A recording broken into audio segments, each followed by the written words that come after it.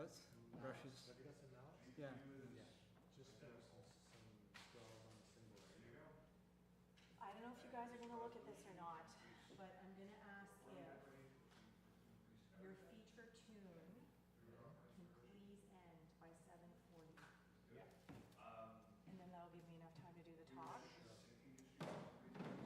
I don't want to cut you guys short, No. but sometimes I don't if mind. it goes really long. 7:40. So we want the transition.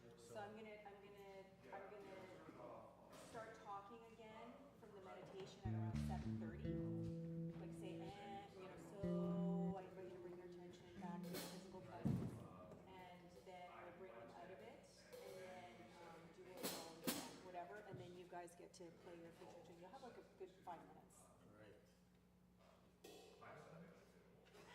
That's the plan. I texted Paulo and said everything's gonna be here at 6:55. You guys can start playing anytime. Sure. But this is the more upbeat stuff. Yeah. And then it's very fluid, you know, like it's not as start-stop as it was before, so like, you guys are gonna play, and then I'm gonna ding the meditation bowl, and you guys are really gonna come down, and it's gonna be very spacious and quiet, and then after meditation, you'll go right into whatever feature tune it is that you guys are doing, and then you'll stop, and then I'm gonna do my talk, Mm-hmm. but then afterwards, yeah, it's so flowy now, Okay. it's so good. Okay, cool.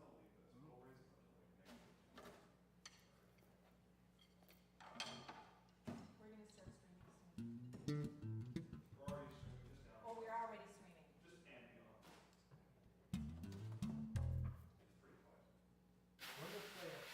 We'll just play like a kind of a little R&B thing like that.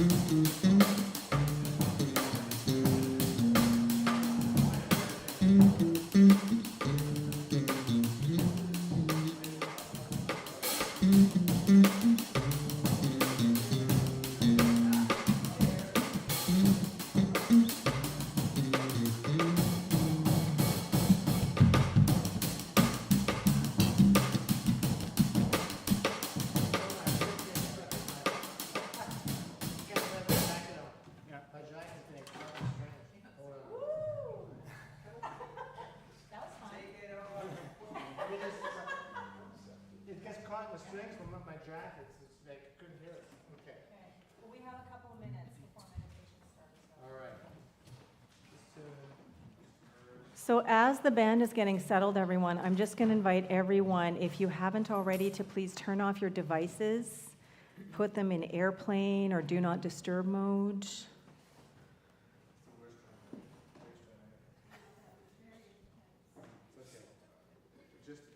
just flapping. As a note.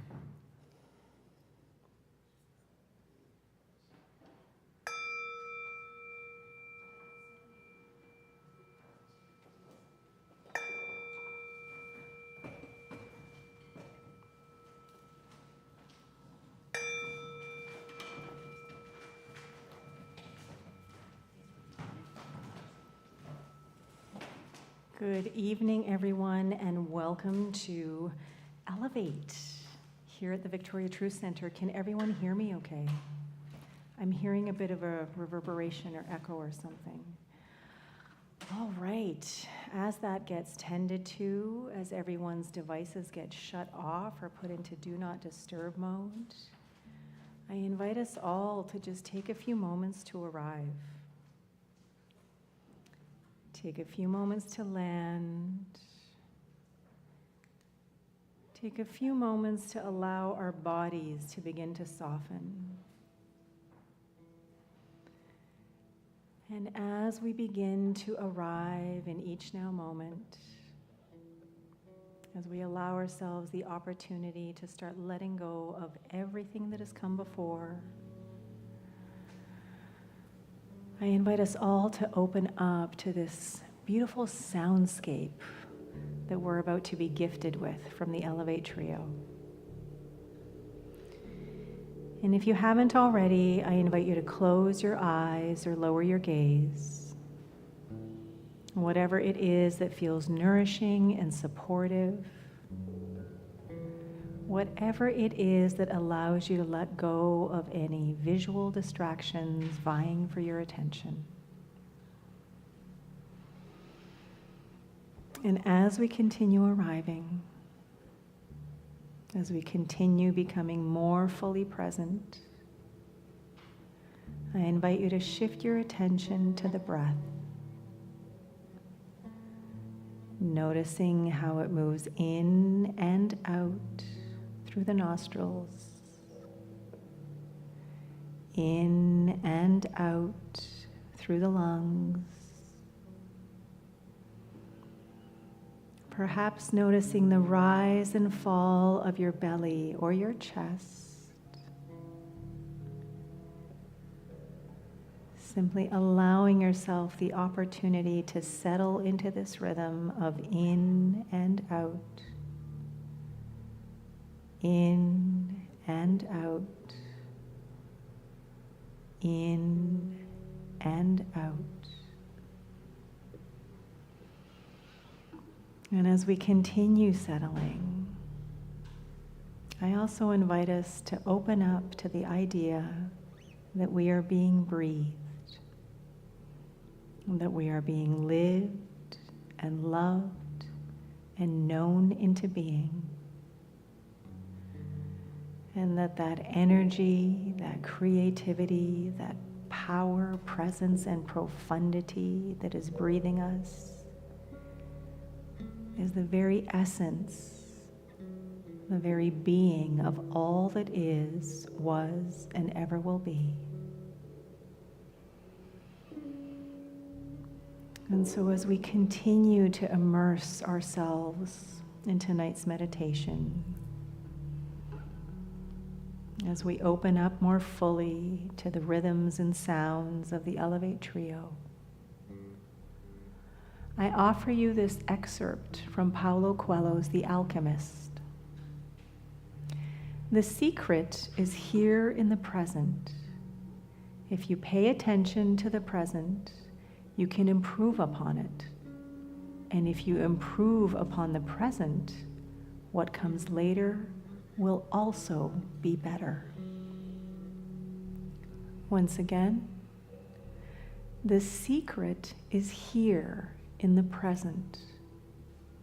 If you pay attention to the present, you can improve upon it. And if you improve upon the present, what comes later will also be better. So as we move into about 15 minutes of uninterrupted meditation, about 15 minutes of beautiful, immersive rhythms and sounds and turns of phrase, I invite us all to open up to being as fully present as possible, of being right here, right now. So here we go, about 15 minutes of uninterrupted meditation.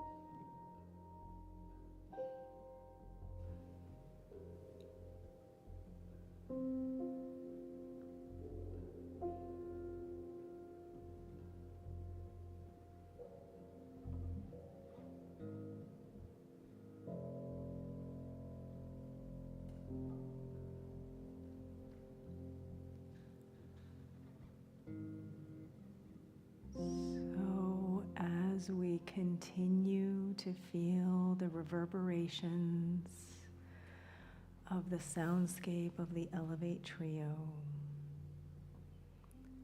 I invite you to shift your attention to your physical presence. I invite you to start noticing your body and the skin that you're in, becoming more aware of the clothes you're in and the seat that you're in. Becoming more aware of the environment around you and the space you're taking up. And as we continue becoming more physically aware, I offer you this excerpt from Paulo Coelho's The Alchemist once again. The secret is here in the present. If you pay attention to the present, you can improve upon it. And if you improve upon the present, what comes later will also be better.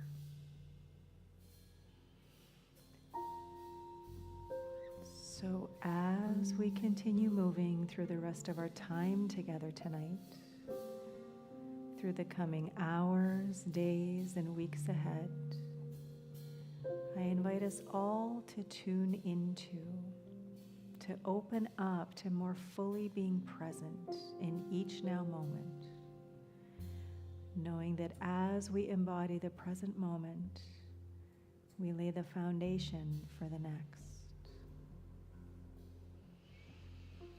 So now, if comfortable, I invite you to plant your feet firmly on the ground. I invite you to lengthen your spine. I invite you to extend your arms out by your sides if you wish, with your palms facing upward. And just allowing yourself the gift of a few more moments of tuning into everything that is whirling and swirling around you. Knowing that that same energy, that same dynamism, that same vitality and infinite potentiality is alive and well and active within. And now I invite us to scoop it all up, up, up, above your head, pressing your palms and fingertips together, and then gently bring it all down, mindfully, intentionally, purposefully, curiously, joyfully, and lovingly, all down into your heart. And so let us finish off our meditation with 3 life-affirming breaths together. First breath in, and release.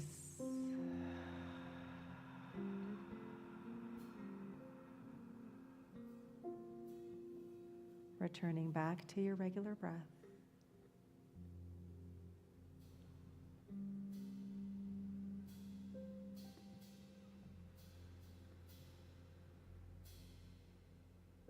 Receiving a second nourishing, big, deep, life-affirming breath in. Here we go. And release.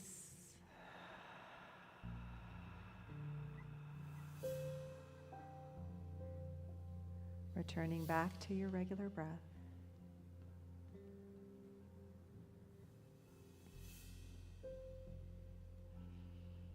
And with this third breath, I invite you to receive the biggest, most life-affirming, nourishing breath in yet. Here we go. And at the top, hold, taking in an extra sip if you can. And just be.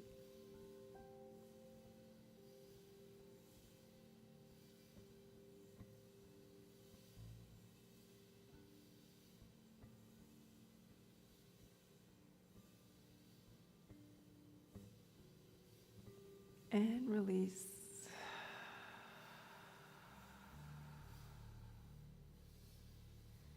Returning back to your regular breath.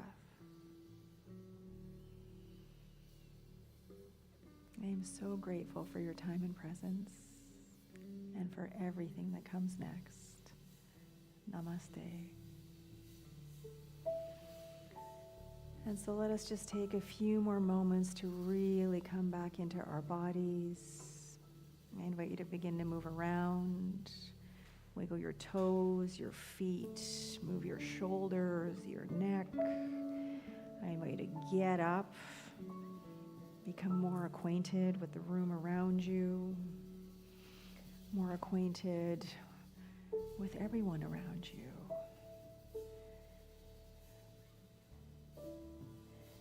And when you've opened your eyes, and if you're ready, I invite you to find someone nearby and share one thing that came up for you during that meditation. As we also express our gratitude and appreciation to Pablo, to Peter, and to guest Cyril Loida, who's filling in for Calby tonight. And so just enjoy the next few minutes as the Elevate Trio continues to play some music, transitioning into something a bit more substantial. Thank you.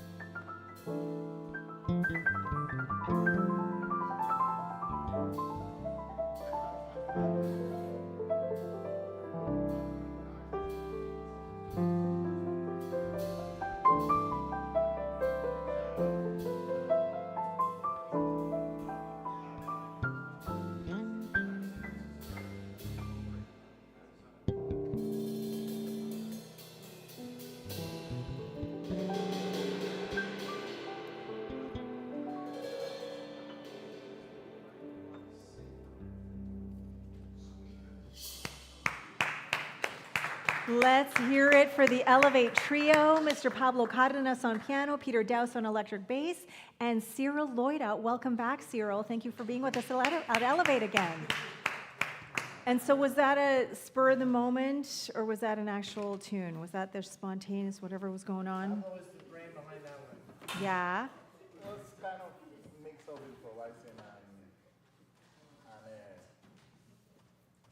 the structure of a song called What a Wonderful World. Oh my God, I didn't pick up on that at all. Wow. Okay, what a wonderful world. Okay, interesting. All right, thank you very much. So you guys are welcome to go and sit down, and if you are able, I would love you to stay for the talk because I just would. There's something that I'm going to say during it. But if you have to go discuss music, because I know Cyril's filling in today, then I totally get it. So here we are in our month of commitment. And before I go on and start talking about this, I just want to find out, is there anyone here for the first time on a Thursday? Look at this, right in the front row. Could we all say hello to Igor? Hello. All right, and can we welcome him the VTC way? We love you, we appreciate you, and we're so glad you're here. All right, let's give him a hand. Igor came with our friend Storm, and so thank you for joining us today. It's really nice to have you here. And so thank you for everyone who braved the rain and came out in the rain and is sitting here in person. And thank you for those who are joining in online. If you are tuning in, please write something in the chat and tell us that you're here so that we can say hello and include you in what is happening in the room. Okay, so here we are at the Victoria True Center, and just so you know a little bit about where it is that you walked into tonight, we are what's called a New Thought community, and what that really, really means is that we believe that there's only one thing going on, and that thing can go by many, many names. Sometimes it is called spirit, sometimes it's source, sometimes it's the quantum field, sometimes it's God. Here we like to talk about love, all right? And so we believe that because love is the only thing going on, that everyone and everything is that. Because if there's only one thing, there's nothing else. So everyone and everything is pure essential love expressing. So Igor is love. Denise is love. The band is love. The technology that allows us to be in community with everyone tuning in online and to record all of this to then be sprinkled on socials by our amazing digital producer, Daniela, all of that is love expressing. Some can call it creativity too. Like there's so many other names, right? All it is pure energy. And that energy is showing up in a gazillion different unique ways at every given moment. And so if this is who and what we are, if we are that same power that is the blazing sun in the sky, that is all the rain that finally fell down on Victoria today to just saturate the really, really dry, parched earth, if we are all that, then oh my gosh, is it not up to us to really, really embody that more fully so that we can show up as that love in all of the unique, original, beautiful, amazing ways that are ours to do?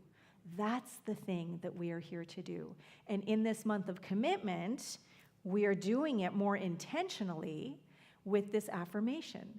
I commit to creating life intentionally and to living life purposefully every moment of every day.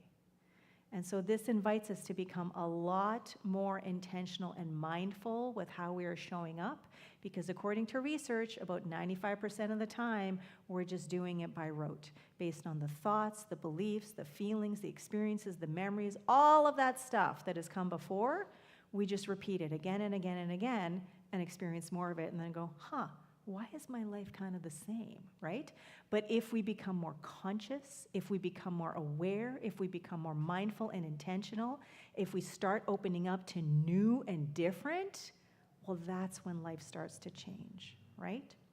So in this month of commitment, I'm going to invite us all to open up to this affirmation.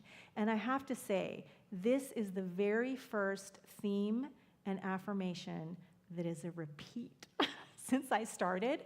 But the reason that it is a repeat is because it is one of our 4 values on the VTC Values Compass. And because this affirmation was such a good one, and because I love that photo of this young woman rock climbing, I just think there's so much commitment and intention. And you have to have, I mean, I haven't done it, but I'm thinking you have to have intention with every single place that you put, your limbs, right? Or you're going to fall, right? Anyway, so there is the invitation for us all to become more intentional and more committed to our daily life.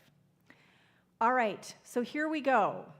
We are here to dive back into our book for the next couple of months, The Alchemist by Paulo Coelho. Igor, are you familiar with this book at all?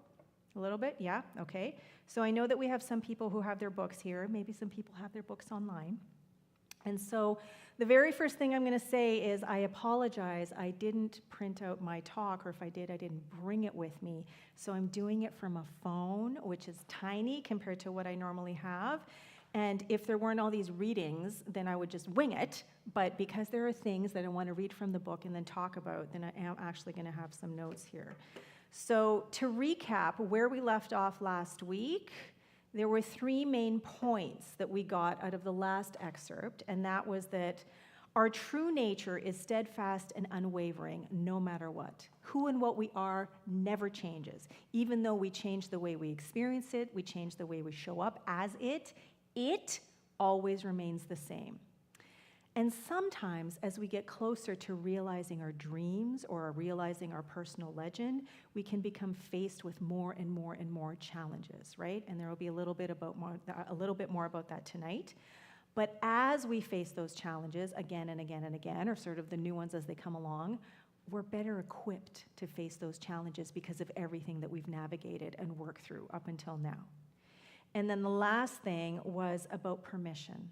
About, do we need to get permission from external sources to be who and what we truly are, to express more fully as the love we are, as the source we are, as the infinite potentiality that we are? No, it can help sometimes, but ultimately the only permission that we need is from ourselves. And then really, when it comes down to it, because we already are that incredible, amazing awesomeness at our core, we don't even need permission from ourselves. We just need to be it more fully.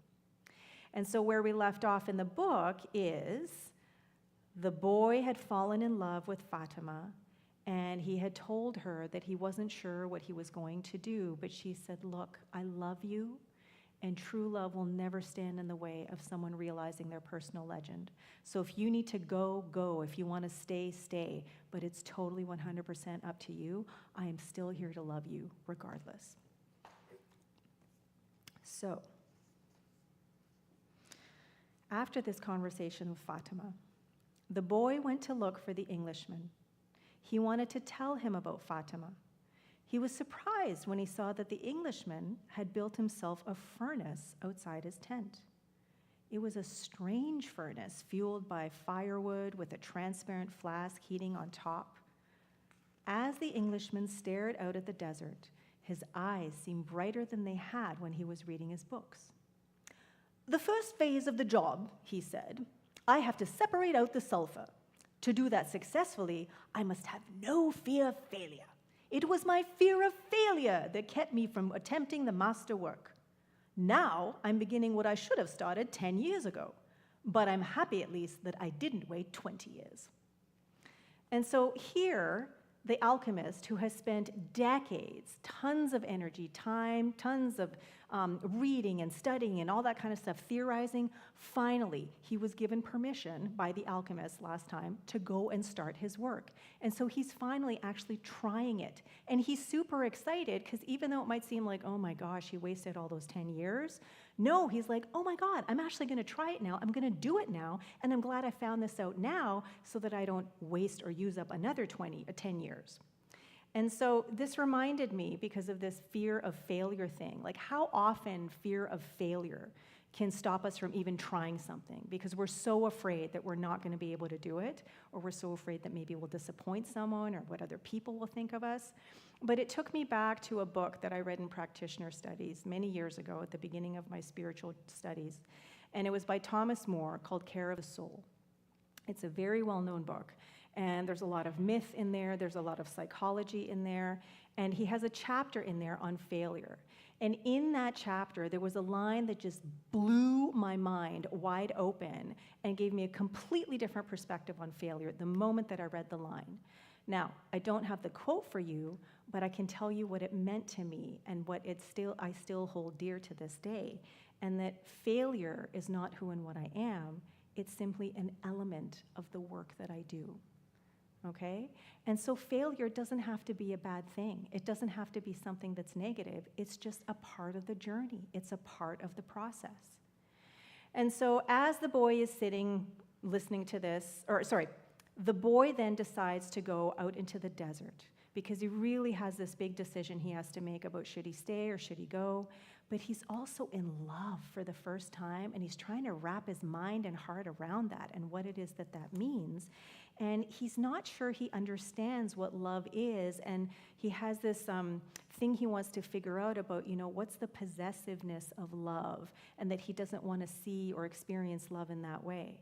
And so he goes out into the desert, and he's looking at things, he's noticing things, he's contemplating things, and he finds himself starting to be sleepy when suddenly he sees a couple of hawks in the sky, and he's watching them and looking, and he's like, maybe I can learn something from them. And then bam, one of the hawks made a flashing dive through the sky, attacking the other. As it did so, a sudden fleeting image came to the boy, an army with its swords at the ready, riding into the oasis. The vision vanished immediately, but it had shaken him. He had heard people speak of mirages and had already seen some himself. They were desires that, because of their intensity, materialized over the sands of the desert.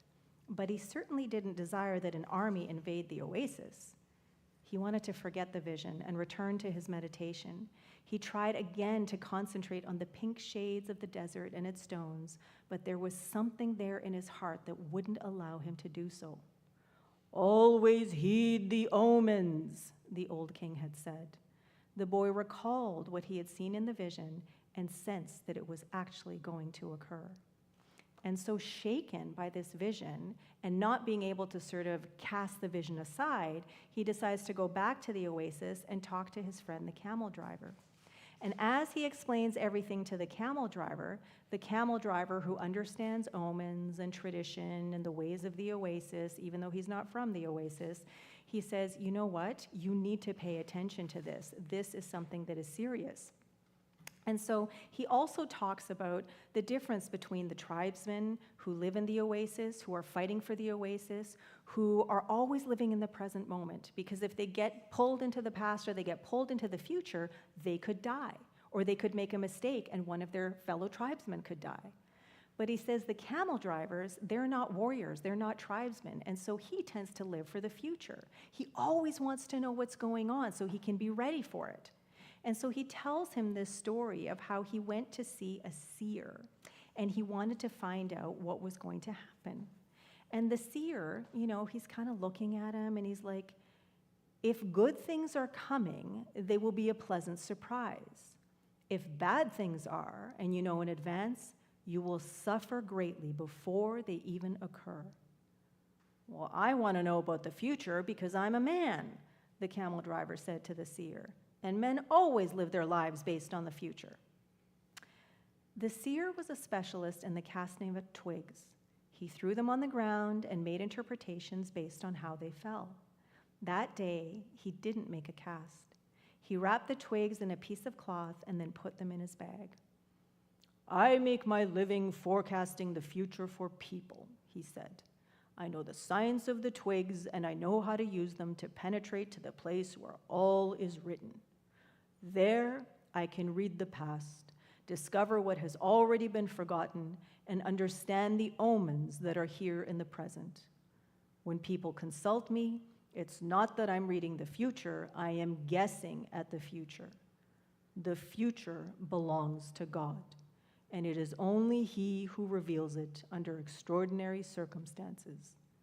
How do I guess at the future? Based on the omens of the present. The secret is here in the present. If you pay attention to the present, you can improve upon it. And if you improve upon the present, what comes later will also be better. Forget about the future and live each day according to the teachings, confident that God loves his children. Each day in itself brings with it eternity.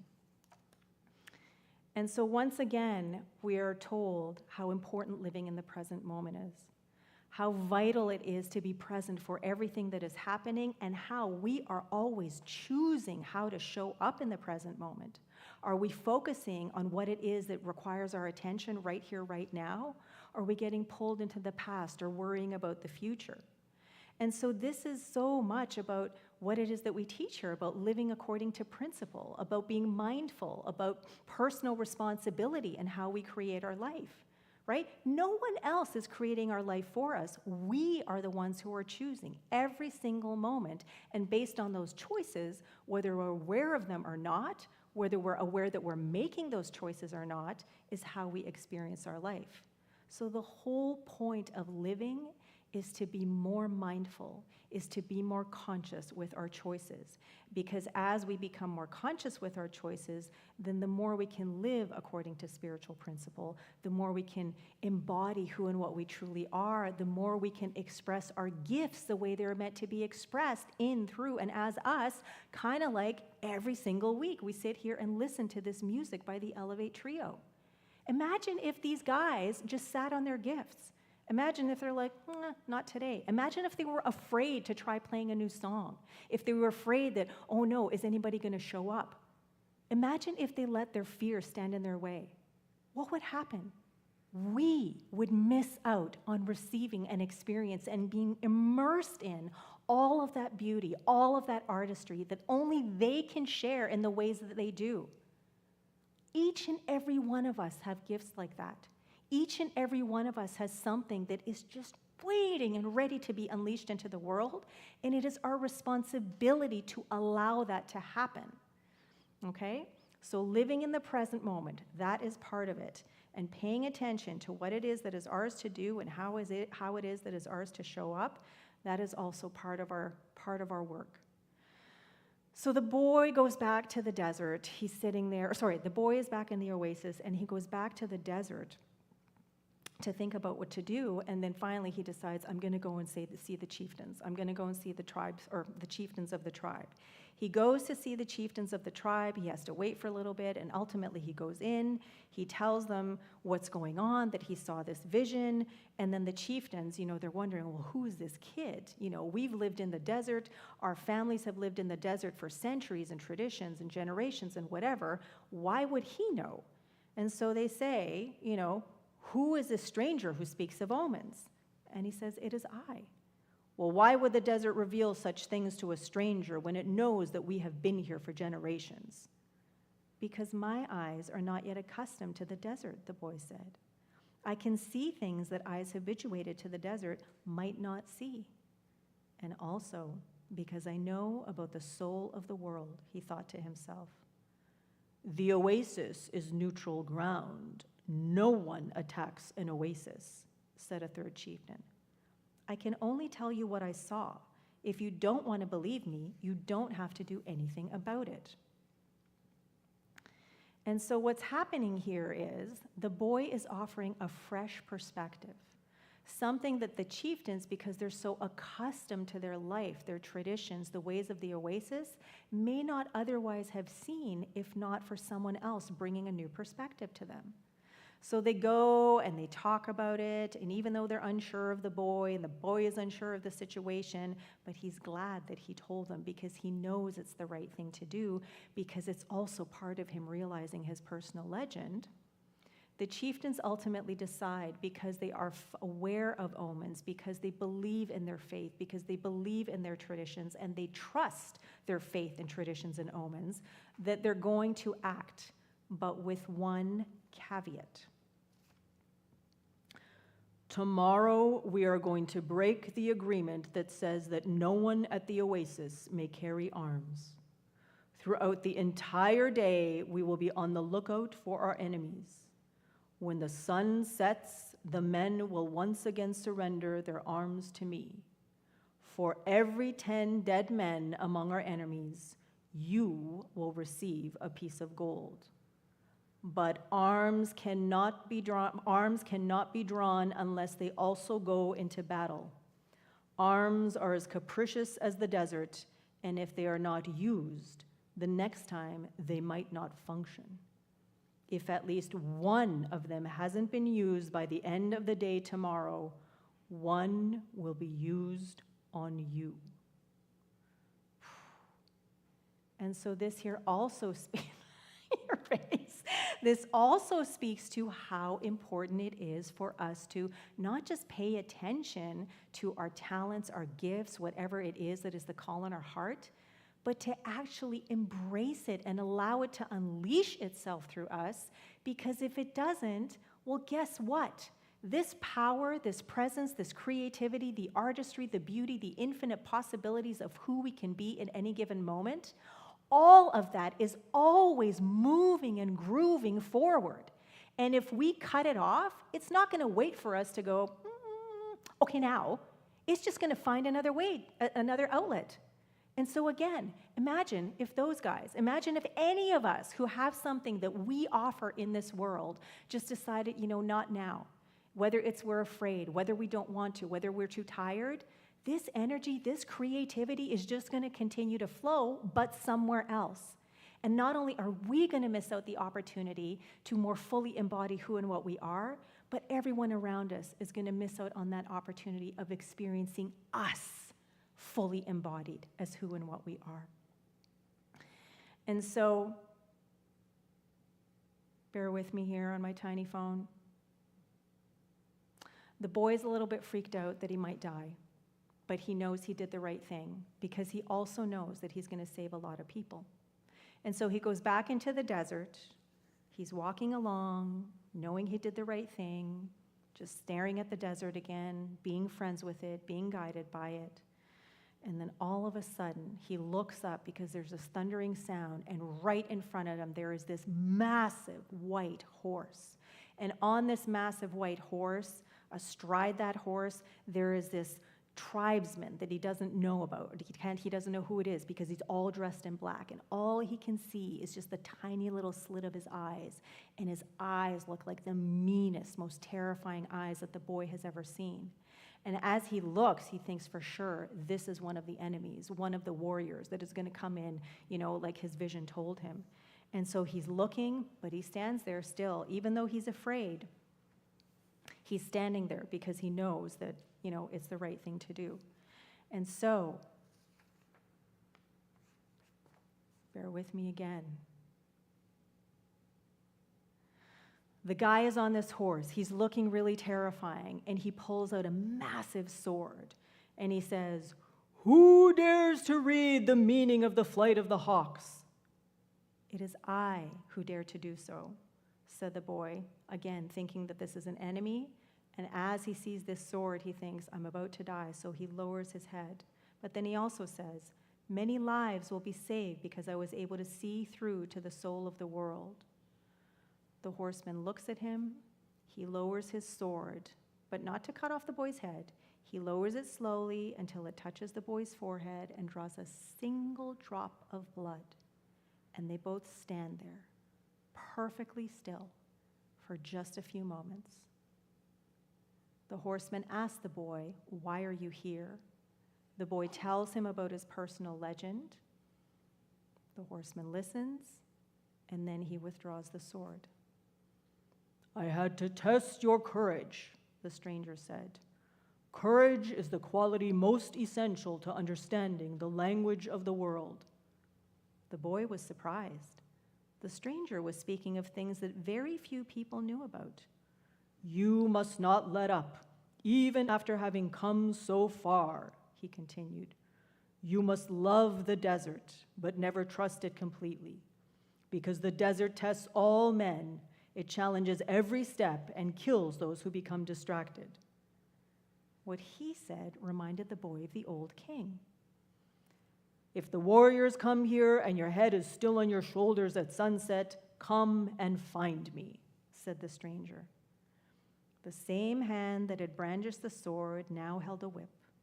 The horse reared again, raising a cloud of dust. "Where do you live?" shouted the boy as the horseman rode away. The hand with the whip pointed to the south. The boy had met the alchemist. And so where we leave off here is the boy being tested again and again and again, but finally meeting his mentor. And the alchemist has finally met his mentee. And so in the hero's journey, we will be tested again and again and again. We will be at different stages of the hero journey at any given time.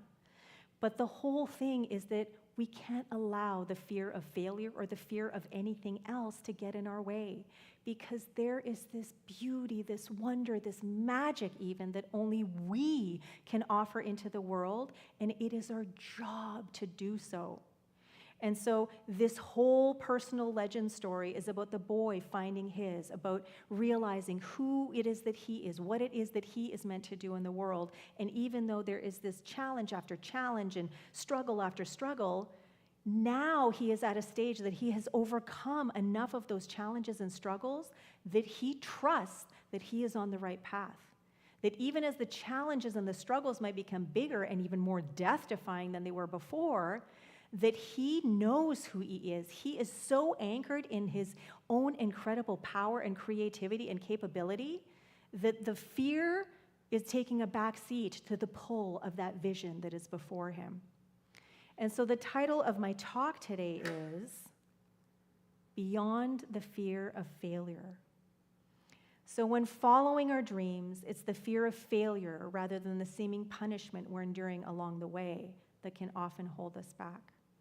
When we allow ourselves to more fully embody and trust the love we truly are, we get not only to experience, but prove again and again and again how infinitely powerful, resilient, and capable we are, no matter what. Thank you, and so it is.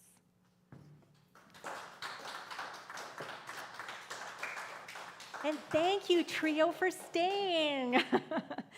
All right, so now is some time for conscious connection. If you would like to get into groups of 2 or 3 or 4, if you would like to talk about or unpack what it is that you just heard, then I invite you to do so now. If you would prefer not to, that is totally okay. There's an interactive table at the back there. You can make yourself some tea. Maybe it's not raining anymore. Go outside. But I will ding the meditation bowl when it's time to come back. Okay? Thank you.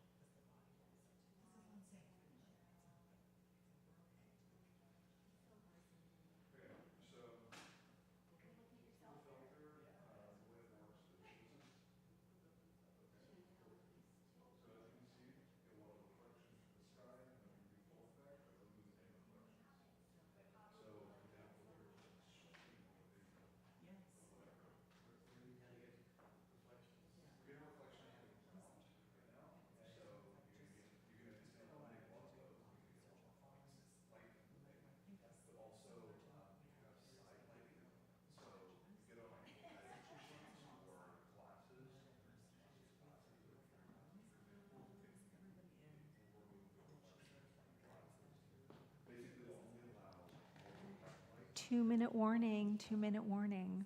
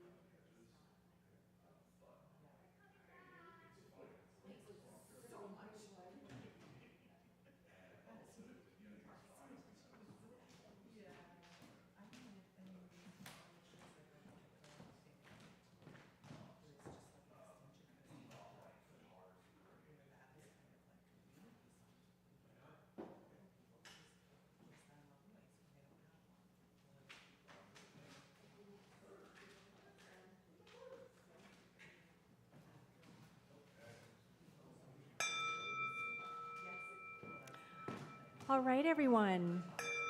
Welcome back.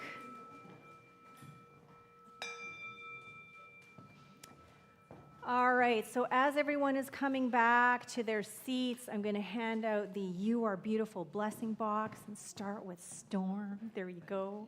A little affirmation for you. Please feel free to keep it, add it to your collection, or just, give it a life somewhere else. And as you guys are doing that, then I'm just going to go through a few announcements. We have tomorrow night our third Spirit of Jazz and Soul concert. And tomorrow it is the Owen Chow Trio. We're going to have John Mossy on upright bass and Dr. Tony Gange on the piano. And they're doing an evening of Chet Baker. It is by donation, suggested $20, but pay what you can, and all of the proceeds go to the artist. So if you haven't had a chance, whether you're here in person or online, if you haven't had a chance to come to one of these shows yet, I invite you to do so. It's a different artist every single Friday night, and we're doing this so that a whole bunch of artists that would otherwise be playing at Herman's, which is closed for a few months now for renovations, have another venue that they can play at, okay? So come to our So-Jazz, we're calling it that for short, So-Jazz show tomorrow night with Owen Chow. All right, 90 transformational breath work, third Saturday of the month, every Saturday. I'm not sure exactly what the journey is going to be. Need some more people to sign up so the journey can present itself, but it always is a transformational experience. And so if you're interested, please let me know. And I see you guys looking at a little book there. Please feel free to write a little something in there. It's a book of your experiences of Elevate, Celebrate, So-Jazz, whatever else is going on. VTC orientation class. Everyone who is a member here, please register for this class if you are available. It is just a 75-minute class to learn about what's new thought, Who is VTC? What is this organization and community that I belong to? If you're interested to learn more about VTC, it's also going to be an amazing class. Free for everyone, and because it is the third Sunday of the month, there's going to be a light lunch that's going to be served beforehand, okay? So please register, because I need to know how many people are going to be here. Okay, we started a new thing last month called the Spirit of Generosity Challenge. And so the way that we are doing this is, for 1 month, all the people who donate or tithe money to the Victoria Truth Center, all those names go into a draw. Not just once, but every single time you donate, okay? And so the more you donate, then the more times or more opportunity you have for your name to be drawn. So I'm going to hand this to Leslie. Maybe you can hold it. And until you get someone that's here, just keep choosing, all right? Now, the thing is, in order to be chosen, you got to be here, okay? So every first Elevate of the month and every first Celebrate of the month, we're going to draw a name. And then what happens is, the person whose name is chosen gets to choose a charity of their choice, okay? They give to someone who inspires them with the work that they're doing in the world. And then VTC matches the amount, and the amount is 10% of what was donated, all the income for the entire month previously. So VTC matches that amount. This is an investment in our community. This is also an opportunity to nurture connection, because these new charities that are going to be chosen, we're going to invite someone from that organization to come here and tell us a little bit about their charity. So we're connecting with each other, right?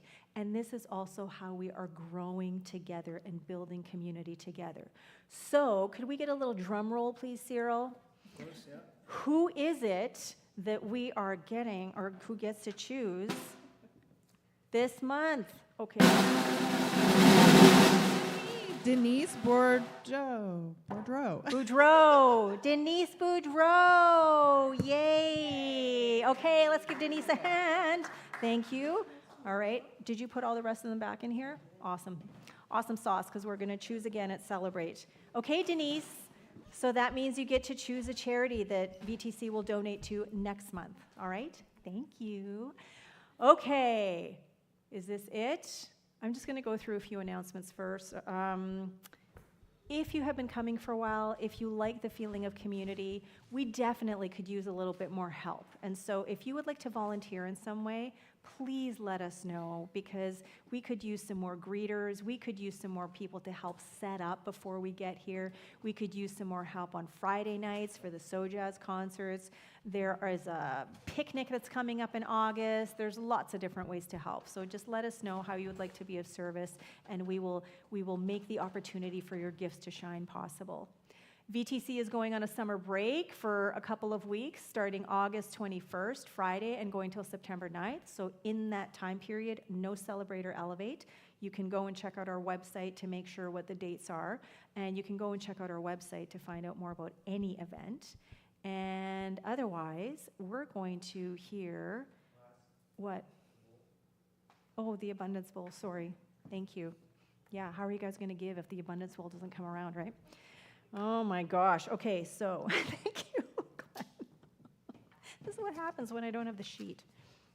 All right, so I'm putting my donation into here, my tithe.